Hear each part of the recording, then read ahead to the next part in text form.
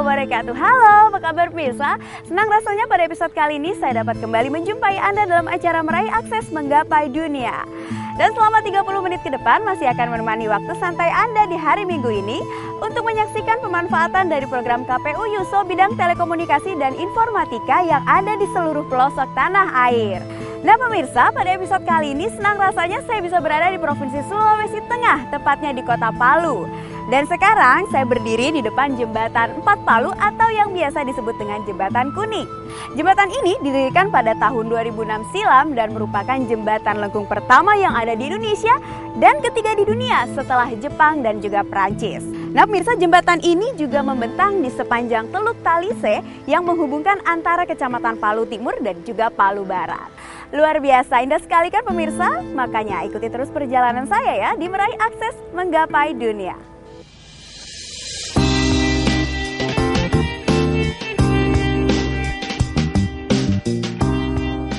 Kota Palu terletak di Provinsi Sulawesi Tengah sekaligus sebagai ibu kotanya.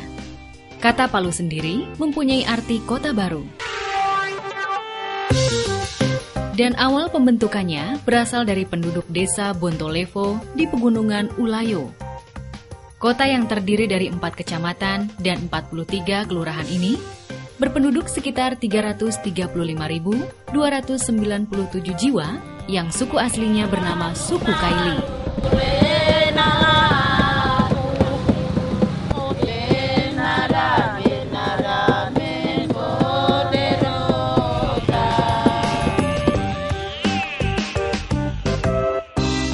Keanekaragaman sumber daya alam di kawasan ini merupakan peluang investasi untuk dikembangkan, seperti agrobisnis, peternakan, perikanan, dan juga agrowisata.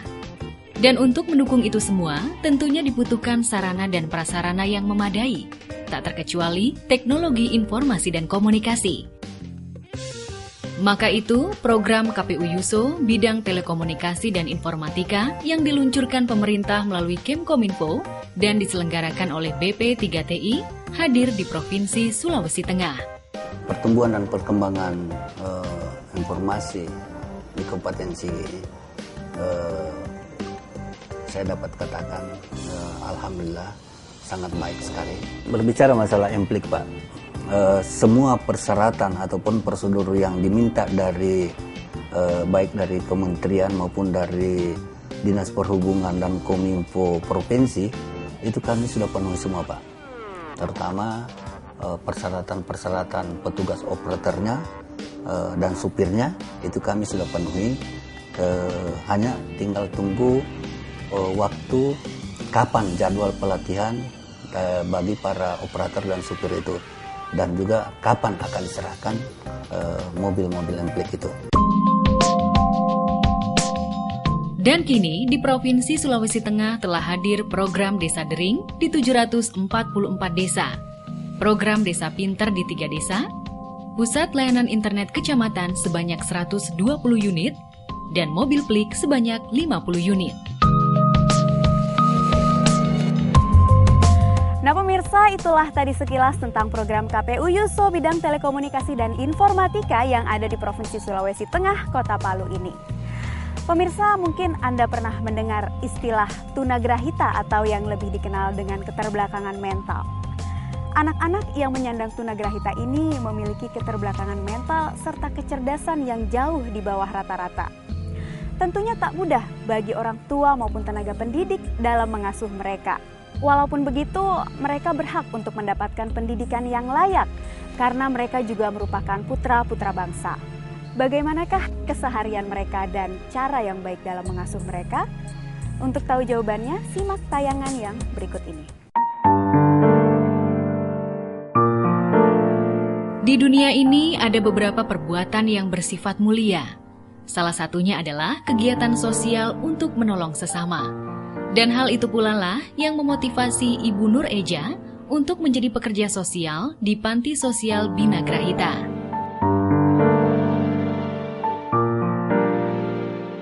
Ibu 3 orang anak ini juga menjadi tenaga pendidik bagi anak-anak asuh penyandang tunagrahita.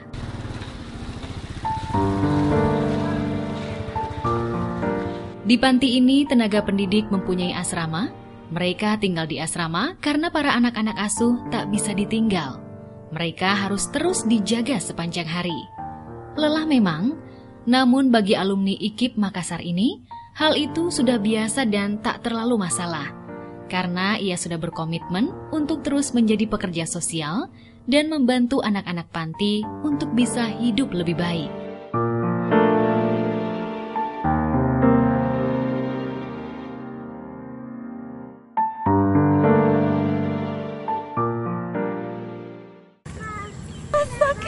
Hati-hati ya.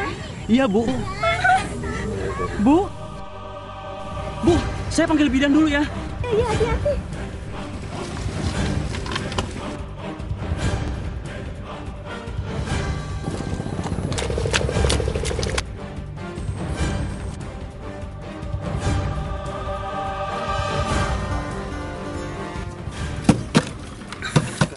Halo, sore. Istri saya mau melahirkan, Bu. Iya, Pak. Saya butuh keterangan cepat, Bu. Baik, saya akan segera ke sana.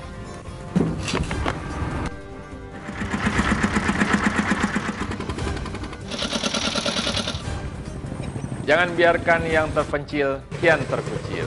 Mari dukung program KKPU Yuso. Sejahterakan Indonesia melalui kemudahan akses telekomunikasi dan informatika.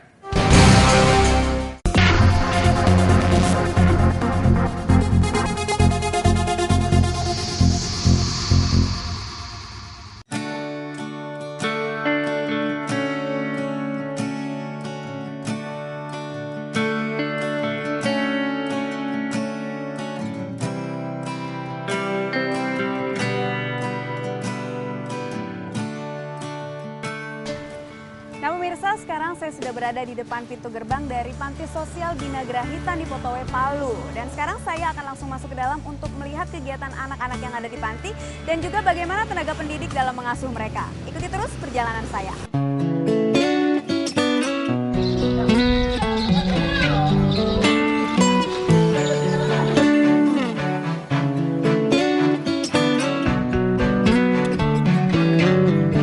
Nah pemirsa, ternyata Ibu Kepala Sekolah sudah ada di atas dan sekarang saya akan langsung menuju ke ruangan beliau.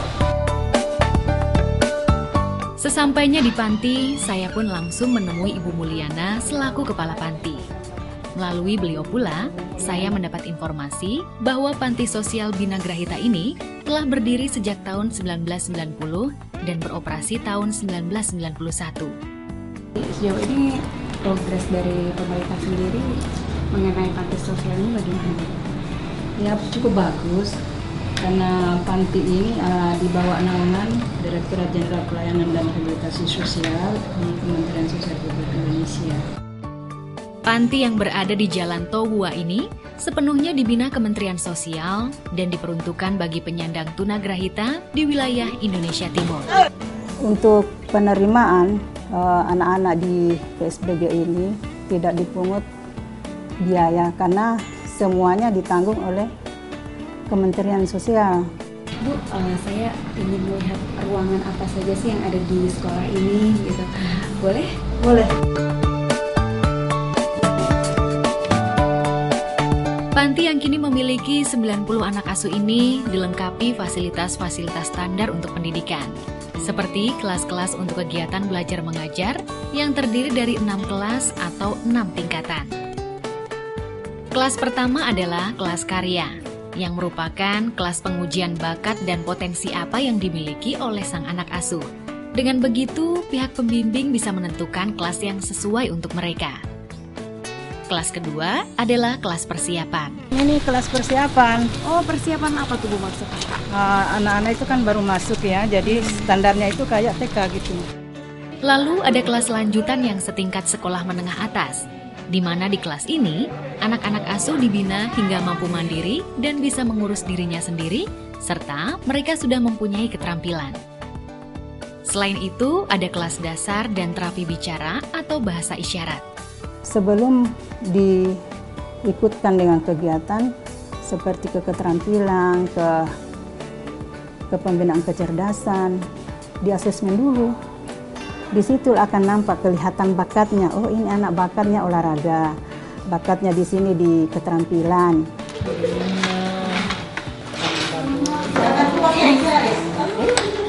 Ayo, Wawan. Mau tidur, Wawan? Ya mau lagi. Lalu ruang olahraga seperti bulu tangkis, lapangan olahraga untuk bermain bola dan lempar bola. Kemudian ada asrama putra dan asrama putri. Lebih nampak berhasilnya itu adalah di bidang olahraga. Kemarin di Yunani tanggal di bulan Juli, Oktober 2 renang, medali emas didapat. Kemudian bulu tangkis dapat juga. Di tengah perbincangan, saya diperkenalkan dengan Ibu Eja yang sedang membimbing seorang anak asuh. Oke, saya sekarang mau ngobrol-ngobrol. Oke, silakan. Dilanjutkan. Terima kasih, Bu. Kemudian Ibu Eja menemani saya melihat-lihat panti serta proses belajar mengajar. Seperti di kelas observasi ini, di mana anak-anak diajarkan berbagai keterampilan, salah satunya dasar mengenal warna dan huruf. Mana warna merah? Warna merah, coba tunjuk. Salah, ayo cari lagi warna merah. Warna merah. Iya, betul. Kami memberikan bimbingan itu sesuai dengan kemampuan saja. Jadi kalau memang usianya, usia mentalnya, usia TK atau TK 0 besar, kita kasih bimbingan kecerdasannya seusia mereka. Selain kelas observasi, saya melihat juga kelas keterampilan membuat kerajinan semen.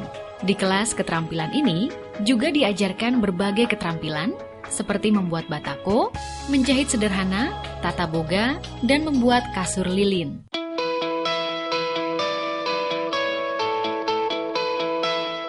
Adapun untuk proses rehabilitasi untuk mengasah kecerdasan, meliputi pembinaan tentang sosial atau membantu diri sendiri untuk bisa mandi sendiri, merapikan tempat tidur sendiri, serta hal-hal yang bersifat mandiri namun sederhana. Ya maklum anak-anak Gerahita itu pada umumnya ketergantungan dengan keluarganya itu sangat tinggi. Jadi kalau mereka pertama tiba di sini, mereka masih ingin diperhatikan sama orang tua. Kebutuhan ADL-nya terutama itu sangat tergantung dengan pihak keluarganya. Rehabilitasi lain berupa pembinaan mental untuk keagamaan, di mana anak-anak penyandang tunagrahita ini akan diajarkan hal-hal dasar dari agama. Kalau pola-pola pendekatan selama ini kita gunakan, lebih banyak kita menggunakan pendekatan secara individual. Dan supaya anak-anak ini nggak jenuh, ada kegiatan yang bersifat hiburan namun menyehatkan, yaitu olahraga. Di panti ini juga diajarkan berbagai cabang olahraga seperti lempar bola, sepak bola, renang, dan bulu tangkis. Olahraga khusus anak-anak Gerahita karena namanya boci. Walaupun telah berpengalaman selama 19 tahun dalam menangani anak-anak penyandang tunagrahita, namun tetap saja terkadang Ibu Eja dan rekan-rekannya yang lain mendapat kesulitan dalam membina mereka. Ya, kalau dari awalnya saya tidak pernah terpikir untuk jadi pembimbing tunagrahita karena saya ingin jadi guru di sekolah umum. Dan setelah anak-anak asuh telah lulus, walaupun itu masa pendidikannya 2 atau 4 tahun, mereka akan mendapat sertifikat kelulusan serta mendapat modal untuk usaha.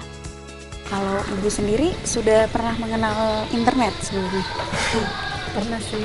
Iya, tidak pernah gitu.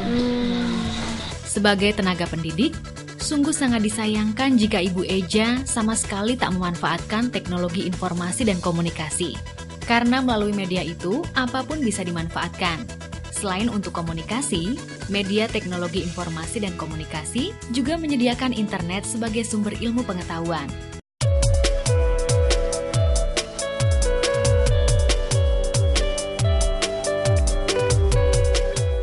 Dan agar lebih mudah menjangkau teknologi informasi dan komunikasi serta tarifnya yang murah, maka saya pun mengenalkan Pusat Layanan Internet Kecamatan kepada Ibu Eja, di mana program ini diluncurkan pemerintah melalui Kemkominfo dan diselenggarakan oleh BP3TI, yang tujuannya menyediakan perangkat teknologi informasi dan komunikasi di wilayah terpencil yang belum terjangkau akses teknologi informasi dan komunikasi. Wah, ternyata ada juga ya panti sosial Bina Grahita yang ada di Tumanggung. Iya ada, itu pusat rehabilitasi di sana.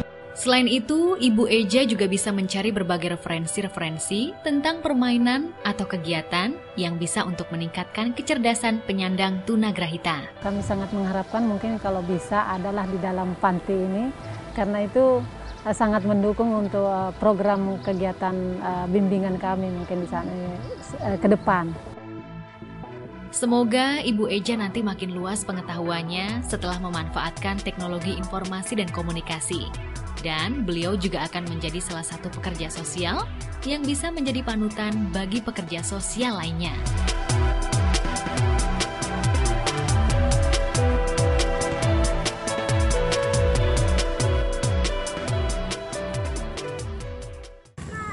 Sakit, Mas. Hati-hati ya. Iya, Bu. Bu, saya panggil bidan dulu ya. Iya, hati-hati.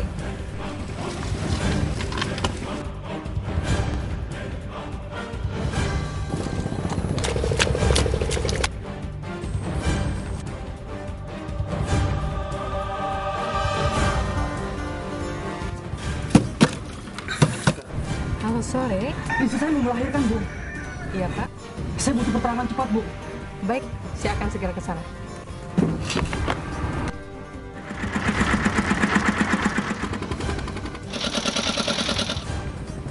Jangan biarkan yang terpencil kian terkucil. Mari dukung program KKPU Yuso, sejahterakan Indonesia melalui kemudahan akses telekomunikasi dan informatika.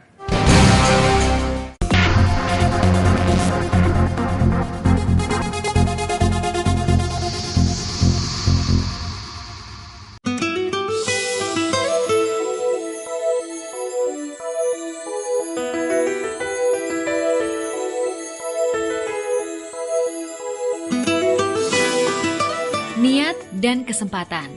Dua hal tak dapat dipisahkan dalam menjalankan suatu hal, termasuk mewujudkan cita-cita.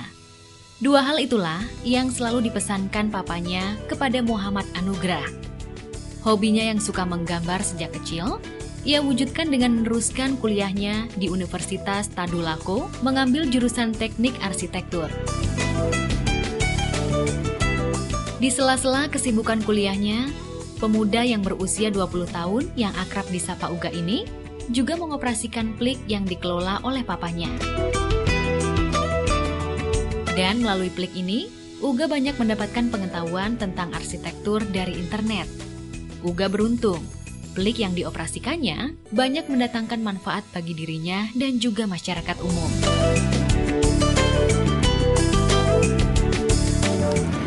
Nah pemirsa, sekarang saya sudah berada di depan plik yang ada di Kecamatan Palu Barat. Dan sekarang saya akan masuk ke dalam untuk menemui operator plik dan sedikit berbincang-bincang mengenai perkembangan plik yang ada di sini. Seperti apa? Langsung saja kita masuk ke dalam. Nggak begitu sulit untuk menemukan plik yang dioperasikan Uga ini, karena letaknya yang di Pasar Impres sangat strategis dan mudah dijangkau. Ini sih, Mas, operator plik di sini? Iya. Saya Nurul Naila dari program Meraih Akses Menggapai Dunia Metro TV. Setelah mengenalkan diri dan menyatakan maksud kedatangan saya, maka Uga pun mulai menceritakan tentang plik yang ia operasikan ini. Terdiri dari 1 server, 5 klien, 1 unit printer multifungsi, speaker aktif, transmitter, manageable suite, 1 rak berikut horizontal cabling. Tahunya pas setelah ada warnet plik ini, mau Windows ataupun Linux itu nggak beda jauh. Kalau kelebihannya itu ya, ini kan plik ini Linux, jadi Linux ini susah dimasuki virus. Plik ini mulai buka dari pagi hingga sore hari dengan tarif Rp2.000 per jamnya. Lagi buka apa nih Pak? Saya lagi cari informasi tentang daftar sayur. Oh, tentang update harga sayuran. Dulu ketika masih SMA, Uga bisa meluangkan seluruh waktunya untuk mengoperasikan plik. Namun karena sekarang sudah kuliah, maka Uga pun mencoba membagi waktunya. Dan jika ia sedang kuliah, maka plik dijaga oleh seorang pegawai.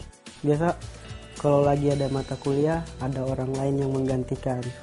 Terus kadang juga kalau misalkan ada sudah di luar mata kuliah, kerja tugasnya ya di warnet itu. Awal Uga mengoperasikan Plik ini ketika papanya berminat untuk menjadi mitra Plik, dengan harapan agar para tetangganya dan para pedagang di pasar tak lagi kesulitan untuk menggunakan internet. Awal bukanya memang agak ada sih anak-anak yang merasa kesulitan untuk programnya, tapi lama-lama dia suka juga itu program itu. Namun setelah melihat antusiasme warga yang begitu tinggi, maka pengoperasian Plik pun diserahkan kepada Uga. Karena beliau tahu bahwa Uga sebagai siswa sangat membutuhkan informasi dan juga ilmu pengetahuan. Selain itu, Uga lebih menguasai komputer dibanding papanya. Sejak dia kuliah itu kegiatan komputernya memang lain. Artinya bidang yang selama ini ditekuni tidak beralih ke sana, tidak ada kesulitan juga. Jadi pas dikasih kepercayaan untuk membawahi ini warnet ini tidak ada kesulitan. Kalau saya itu ya sejak adanya itu ya ada dapat pengalaman, ilmunya juga tentang IT bertambah. Dan untuk pengguna yang kesulitan untuk menggunakan Plik, baik itu yang masih awam dengan internet maupun kesulitan dengan sistem operasi Linux, Uga tak menganggap itu sebagai kendala yang berarti. Itu sekarang kita kasih arahan, kita ajarin cara makainya itu. Sampai dia datang berkali-kali datang itu sering. Jadi pelanggan tetap. Biasa yang coba saya cari adalah referensi tentang sayuran, karena ada beberapa hal yang coba saya cari. Kemudian ada beberapa kelompok tani yang coba saya bangun komunikasi dengan mereka terkait dengan pengembangan komoditas sayuran ke depan. Uga, terima kasih banyak ya. Saya udah boleh sedikit berbincang-bincang dan juga melihat kegiatan para pengguna Plik yang ada di sini. Terakhir, apa sih harapan Uga? Harapannya itu semoga apa yang di Plik ini semakin berkembang aja. Ya, semoga, saya juga berharap demikian. Saya harus pamit dulu. Terima kasih sekali lagi. Selamat bertugas ya. Semoga saja apa yang dicita-citakan Uga bisa terwujud. Karena kesuksesan itu tak luput dari peran serta orang tua dalam mensupport keinginan Muhammad Anugrah untuk menjadi seorang arsitek yang berkualitas.